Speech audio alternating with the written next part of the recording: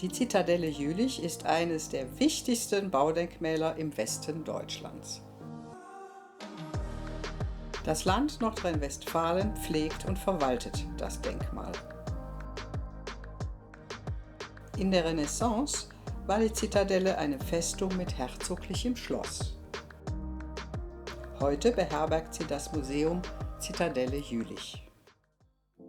Ohne die Zeit der Renaissance, die das Stadtbild bis heute ja ganz besonders prägt, wäre Jülich nicht zu verstehen, auch nicht, wie es heute ist. Und darum haben wir von Anfang an versucht, da das ja ins Auge fällt, jeder Besucher, der kommt, fragt sich, was ist das? Riesiges Ding mitten in der Stadt, ungewöhnliche Form, nicht unbedingt schön, aber sehr typisch, da will man was drüber wissen. Vor mir liegt hier gerade ein frisch angekauftes Buch. Wir haben auch einen Sammlungsbestand, der sich mit dem Festungsbau beschäftigt. Die Zitadelle Jülich ist ja ein herausragendes Beispiel für den italienischen Festungsbau. Und was hier vor mir liegt, ist ein Lehrbuch, ein Traktat von Daniel Speklin, das 1589 in Straßburg erschienen ist.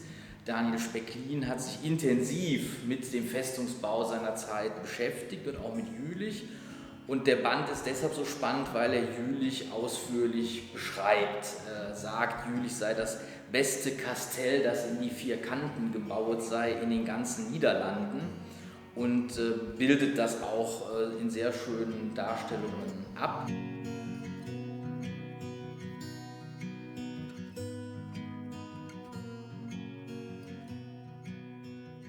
Hier im Museum arbeitet man sehr viel mit Texten, die von Wissenschaftlern formuliert worden sind. Wissenschaftler formulieren gerne für andere Wissenschaftler. Das wirkt dann für Außenstehende sehr schnell uninteressant. Und da muss man in der Öffentlichkeitsarbeit genau entgegenwirken und Dinge interessant machen, Bilder finden, die haften bleiben, Aussagen, die interessant wirken, die neugierig machen auf einen Besuch des Museums.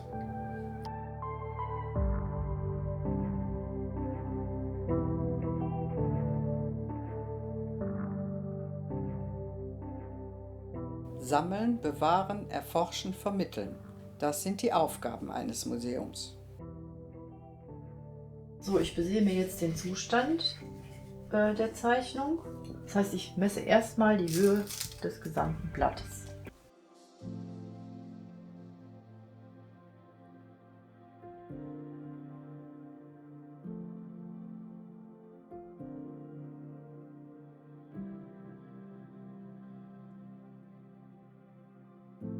Jetzt kommen die Maße der Zeichnung an sich, weil die hat ja hier einen Rahmen.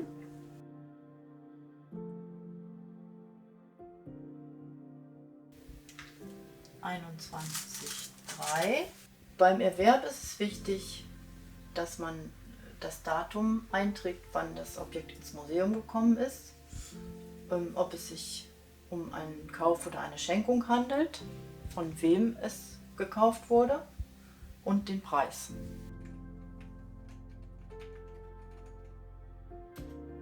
Die Bestände werden in einer Datenbank erfasst und digitalisiert.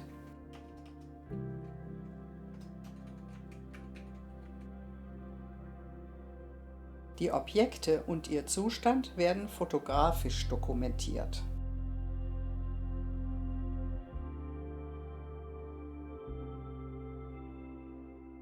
Ja, wir fotografieren Gemälde immer von beiden Seiten, damit wir das für das Inventar dann digital vorliegen haben und nachsuchen können nach einem bestimmten Bild und dann gut recherchieren können. Wir fotografieren an sich deshalb auch die Gemälde, um zu dokumentieren, welche Schäden schon vorhanden sind.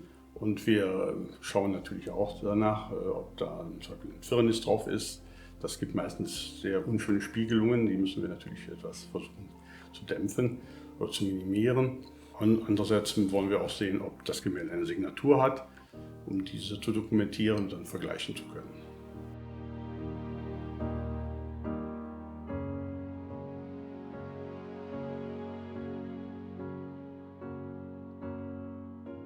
Wir fotografieren natürlich nicht nur Gemälde und Zeichnungen, sondern Medaillen, Münzen oder kleine Objekte. Da muss man natürlich darauf achten, dass man ein gutes Streiflicht hat, damit die Konturen zum Beispiel vom Gesicht auf einer Medaille gut zur Geltung kommen.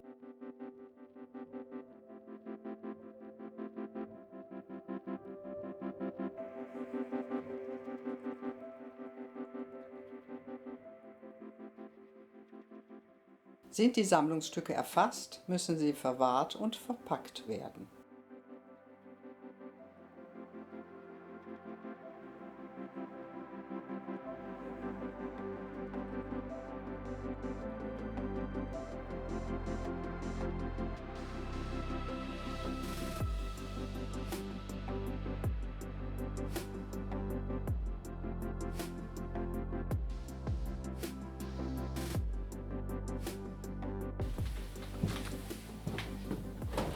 Bei Papier ist es wichtig, dass wir das vor Lichteinfall und zur Luftfeuchte schützen. Deswegen packen wir das hier in diese dunklen Schubladen.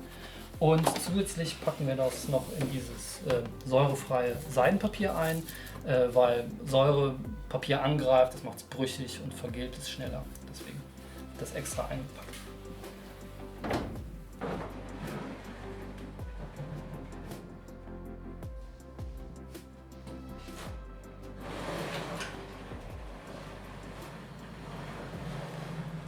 Wir befinden uns jetzt gerade in unserem Zugdepot. Hier magazinieren wir unsere ganzen Gemälde, die nicht in der Ausstellung sind. Hängen sie schön sicher aus dem Fußweg und hier befinden sich momentan ja über 50 Bilder.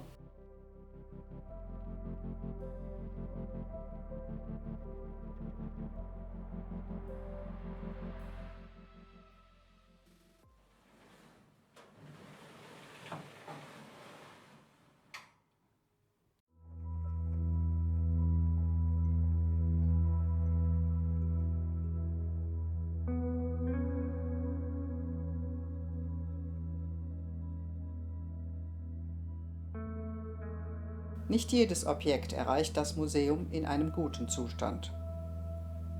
Zum Teil sind sie verschmutzt.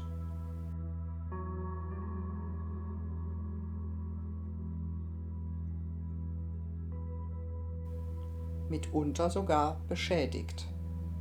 Wie dieses Gemälde von Johann Wilhelm Schirmer mit dem Titel Der barmherzige Samariter.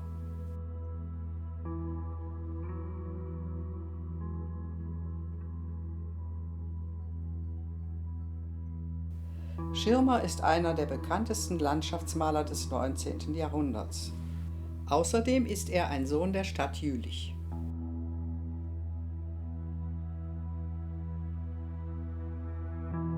Jetzt erstrahlt das Gemälde im neuen Glanz in unserer Ausstellung.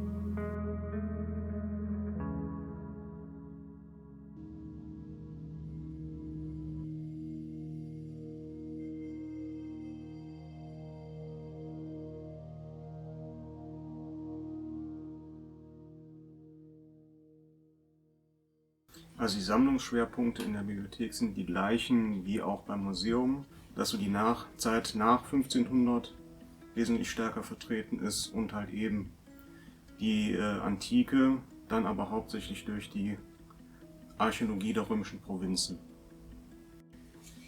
Also das Buch, was ich gerade eingestellt habe, das sind jeweils 2 Belegexemplare, deswegen ist auch hier nochmal ein A drauf auf der Signatur und bei dem anderen ein B. Und das bezieht sich auch hauptsächlich dann auf das Herzogtum Kleve-Jülich-Berg, was so den Höhepunkt auch dieser Zeit hier in der Region bildet. Also wir haben aktuell im Katalog um die 17.000 Bücher. Wenn man allerdings die gesamten Nachlässe noch mit einrechnet, die noch nicht verzeichnet sind, sind wir ungefähr bei 25.000. Die Themenbereiche, die am meisten genutzt werden, sind sehr unterschiedlich, entsprechen aber dann auch den Forschungsbereichen des Museums. In der Hauptsache geht es dann um die Archäologie, das ist ein Schwerpunkt. Dann geht es um die Jülicher Stadtgeschichte, wo dann die Abteilung H, also für Geschichte, angefragt wird. Oder auch, wo wir jetzt hier stehen, Kulturgeschichte, KG, aber das erstreckt sich dann über die 3 Hauptschwerpunkte.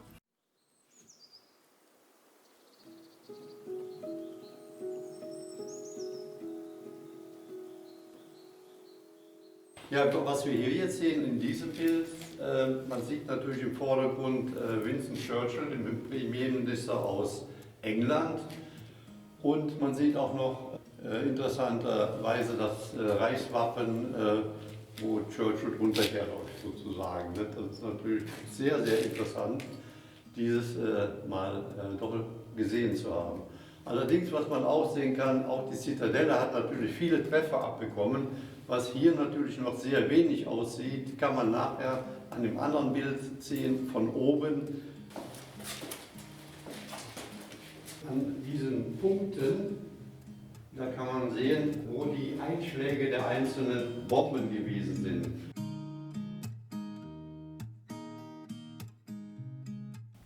Ja, bei der Führung ein besonders schönes Erlebnis, kann man sagen, war die Tatsache, eine niederländische Gruppe, die eigentlich nichts wusste über Jülich und dann festgestellt hatte, dass Jülich mit der heutigen Niederlande doch sehr, sehr viel Kontakt hat und Anknüpfungspunkte aus der damaligen Zeit. Und das war für die Leute also was Überwältigendes. Und das fand ich persönlich ganz toll.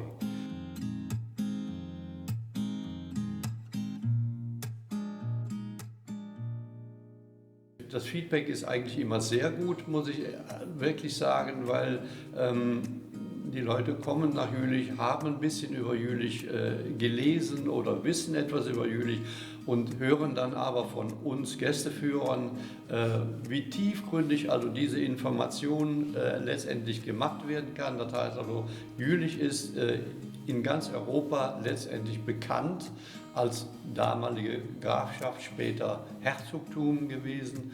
Und ja, um dieses dann auch zu zeigen, ist schon eine ganz tolle Geschichte, auch für die Gästeführer selbst, aber vor allen Dingen natürlich für die Leute, die das dann zum ersten Mal hören im Prinzip. Ne?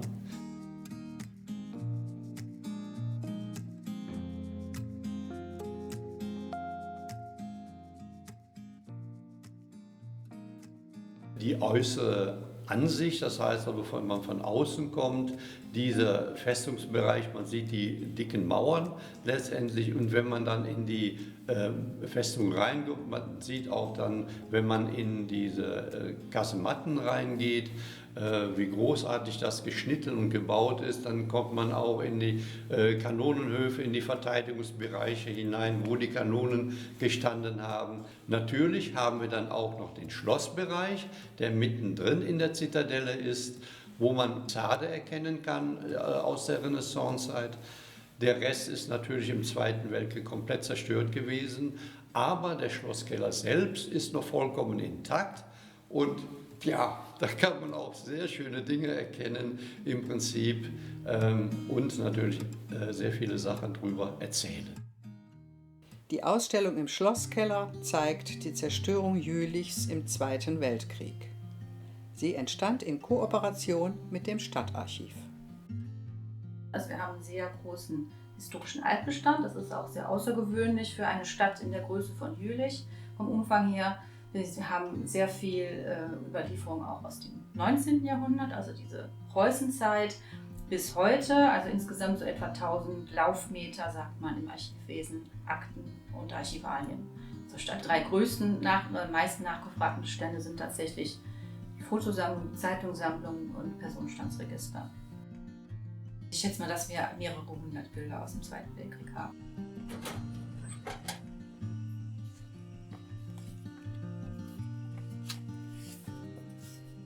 Also in dieser Schublade befinden sich ganz viele Aufnahmen aus der Stadt Jülich, aus der Zeit des Zweiten Weltkriegs und der Nachkriegszeit. Diese Mappe hier, die ist zum Beispiel stammt aus dem Februar 1945. Das zeigt die amerikanischen Soldaten beim Ruhrübergang. Hier zum Beispiel ein Panzer auf dem Probst-Bechtle-Platz. Das ist eine ganz bekannte Ansicht. Die Bilder kommen aus ganz verschiedenen Quellen. Also wir haben die Bilder gekauft zum Teil und in vielen Fällen bekommen wir die Bilder auch tatsächlich geschenkt. Manchmal steht das auf den Karten drauf, erworben von oder Geschenk von, aber das ist nicht immer nachzuvollziehen. Wir haben, ich würde sagen, so ungefähr 60% der Bilder zur Verfügung gestellt für die Ausstellung Bildgewaltig. Es gab ja thematische Schwerpunkte bei der Ausstellung. Natürlich mussten wir erstmal sehen, dass wir diese verschiedenen Themen auch dann besetzen konnten mit Material. Und dann mussten wir auch auf Urheberrechte immer noch achten. Das muss man halt auch immer im Blick behalten. Und dann natürlich auch nach Motiv, klar.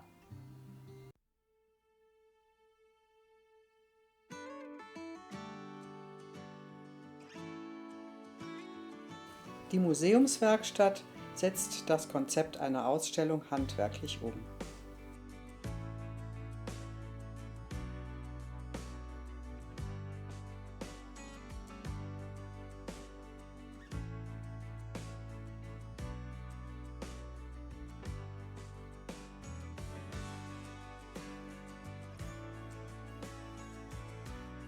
Schrittweise bauen Hans Renn und Jacek Gruba die neue Ausstellung im Pulvermagazin auf.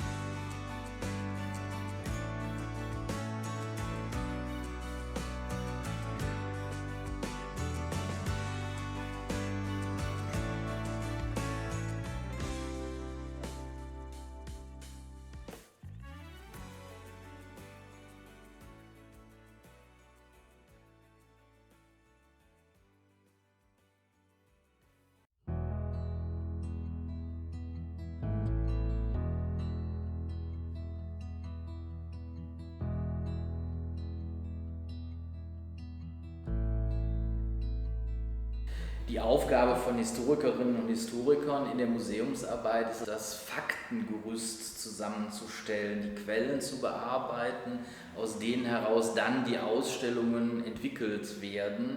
Wir versuchen ja möglichst historische Wahrheiten auszustellen, wobei ganz wichtig ist, dass immer ein multiperspektivischer Blick ist. Wir können ja nicht definitiv sagen, wie es in der Vergangenheit gewesen ist, sondern können über Schriftquellen, über Objekte eine Annäherung an vergangene Zeiten schaffen. Der Besucher muss sich dann selber im Grunde genommen mit den Inhalten auseinandersetzen und daraus seine Schlüsse ziehen. Eine Verbundausstellung, das heißt also, dass mehrere Museen sich zusammenschließen, kann ganz unterschiedliche Formen annehmen. In der Zusammenarbeit mit Reit ist es einfach die Ergänzung der Sammlungsbestände und wir zeigen auch die Ausstellung nicht parallel, sondern eben hintereinander. Das Museum hat aber auch schon Kooperationsprojekte gemacht, wo verschiedene Museen zu einem Thema gearbeitet haben und dann parallel Ausstellungen gezeigt haben. Die Ausstellung Die Jagd, ein Schatz an Motiven beschäftigt sich mit der höfischen Kultur und in welcher Rolle oder welche Rolle die Jagd in der höfischen Kultur gespielt hat. Das wird in mehreren Kapiteln erzählt und ein Kapitel beschäftigt sich mit der Jagd am jülich-bergischen Herzogshof. Und ein besonders schönes Exponat in der Ausstellung wird eine Jagdtrophäe sein von 1697. Der damalige Landesherr, Kurfürst Johann Wilhelm von der Pfalz, hat im Bilker Busch, also bei Düsseldorf, einen Hirschen erschossen. Und man hat dann eine Jagdtrophäe geschnitzt, wo das Geweih aufgesteckt wurde.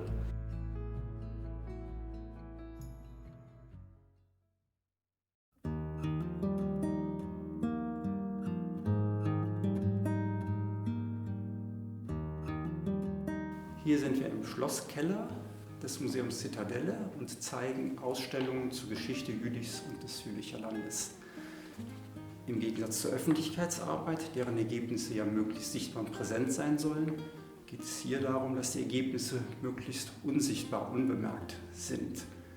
Zum Beispiel die Ausleuchtung einer Ausstellung. Wenn eine Person aus der Ausstellung kommt und man fragt sie, wie fanden Sie die Technik? Und er sagt, da habe ich überhaupt nicht drauf geachtet, dann haben wir alles richtig gemacht. Die Lichtplanung ist in der Regel das Aufwendigste. Wir müssen dann mit Firmen genau das Ausstellungskonzept durchsprechen. Wo wollen wir Licht? Wo wollen wir etwas zeigen? Die einzelnen Schritte halten wir in Plänen fest. Wo brauchen wir welches Licht, welche Lichtqualität, welche Lichtfarbe, wie hell, wie dunkel, wie kriegen wir es blendfrei und so weiter.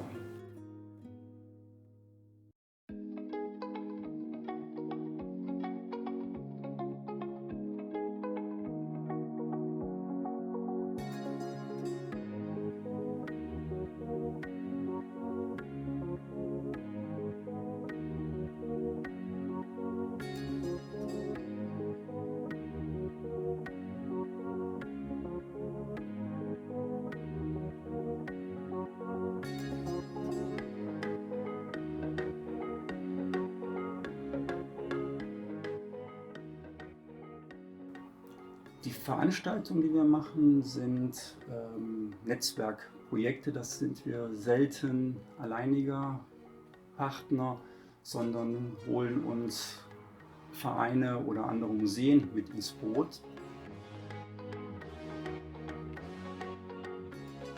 Der Internationale Museumstag gehört zu den großen Veranstaltungen, an denen sich das Museum Zitadelle beteiligt.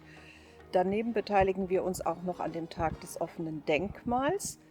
Und alle 2 Jahre findet bei uns noch die internationale Fledermausnacht statt. Jedes Jahr finden auch noch kleinere Veranstaltungen statt, wie der Tag der Druckkunst und der Tag der Restaurierung. Am Internationalen Museumstag bieten wir ein ausgiebiges Programm an, von Führungen über die Wälle, durch die Kasematten, die Zitadelle, Ausstellungsführungen, spezielle Kinderführungen. Und meistens wird auch für Kinder ein besonderes Kreativprogramm angeboten. Also im Moment befinden wir uns auf den Wällen der Zitadelle. Das ist der Durchgang auf den Wall. Im September findet immer der Tag des offenen Denkmals statt. An dem Tag öffnen Baudenkmäler in ganz Deutschland ihre Toren. Und man hat die Möglichkeit, in Bereiche Einsicht zu nehmen, die ansonsten der Öffentlichkeit verschlossen sind. Und bei uns sind das die unterirdischen Gänge, insbesondere die Kasematten, die gerne besichtigt werden. Das Museum reagiert auch auf aktuelle Ereignisse. In der Corona-Pandemie entsteht die Mitmachaktion Kunst im Quadrat, die als Teil der Erinnerungskultur bewahrt wird. Sie verleiht den Sorgen, Ängsten und Hoffnungen der Menschen kreativ Ausdruck. Viele eingereichten Themen hatten natürlich Jülich als Motiv. Hier sieht man ein besonders schönes Motiv, den Hexenturm. Der Hintergrund wird durch ein Herz gestaltet und helfende Hände. Der Jülicher Muttgrat ist auf verschiedenen Quadraten zu sehen, beispielsweise hier gemalt oder hier 3D sogar gehäkelt. Viele haben uns auch dazu schriftlich was mitgeteilt. Hier beispielsweise ist eine sehr kunstvolle Stickerei und die Dame, die das gemacht hat, die hat sich tatsächlich sehr viele Gedanken darüber gemacht. Wiese mit Bäumen, ganz viele Coronaviren. Diese Quadrate haben die Grundschüler der Klasse 2 aus Welldorf eingeschickt. Es sind auch immer wiederkehrende Motive, das Coronavirus, das dargestellt wird, keine Schule und häufig findet man auch die Marienkäfer als Glückskäfer. Eltern, die im Homeoffice arbeiten oder Schüler, die per Internet unterrichtet werden. Dazu hat sich dann die Lehrerin der Klasse auch Gedanken gemacht und sie hat aufgestickt, was eine Lehrerin in dieser Zeit gefühlt hat.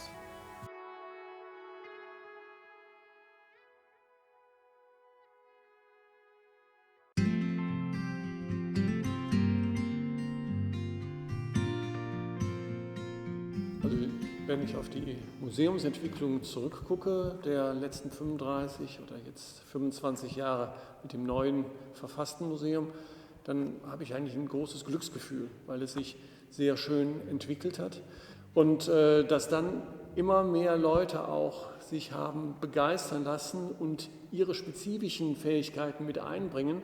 Das macht das Ganze ja vielfältig. Ich bin 1985 als Archäologe nach Jülich gekommen und damals war es so der große Einstieg in Jülich. Das Museum gibt es seit 1902, ist als Heimatmuseum im Hexenturm gegründet worden. Da war alles mögliche, alte Skulpturen, Schränke, aber auch Archäologie, eben alles, was man damals so im Zuge dieser Heimatbegeisterung zusammengetragen hat. Teile davon haben sogar den Zweiten Weltkrieg überlebt und sind heute noch in der Sammlung. Hier die beiden Blicke ins Kulturhaus am Hexenturm, erstes Geschoss mit Stadtgeschichte der neueren Zeit und römische, frühmittelalterliche, mehr archäologische Abteilung. Die stehen heute so nicht mehr, das Kulturhaus ist im Umbau, aber diese Vermittlungsinszenierungen sind auch heute im Museum in der Zitadelle nach wie vor zentrale Bausteine. Da kommen wir einen Schritt in die Neuzeit, hier mit dem Joachim Krause, mein Dezernent, den mich quasi als junger Kerl in Jülich begrüßt hat und der ganz viel dafür getan hat, dass Kultur und gerade auch das Museum hier ein Bein auf den Boden bekommen haben. Also wir sind ihm alle sehr dankbar. Das Museum wäre heute nicht das, was es ist, wenn er nicht gewesen ist. Letztlich ist ein Museum ja eine Institution, die zeigt, alles wandelt sich und zwar ständig. Und das muss einen nicht beunruhigen, man muss aber entsprechend darauf reagieren. Ja, und wenn man ein gutes Team dafür an der Seite hat, ist das umso leichter und umso besser. Aber das Bild macht mich fast ein bisschen wehmütig noch. Wir haben 2018 das 25-jährige Jubiläum oder Bestehen dieses Museums in neuer Form gefeiert. Ich habe dann ganz privat auch das 25-jährige Jubiläum als Museumsleiter gefeiert und es sind tolle Jahre bisher. Es ist wunderbar, mit einem Team unterwegs zu sein und nicht alleine. Und wir sind eine Festung mit offenen Toren, man muss uns nicht belagern, wir laden gerne ein. Darum auch Fahne, Brücke, offene Tore. Und ich bin gespannt, was noch in der Zukunft auf uns wartet.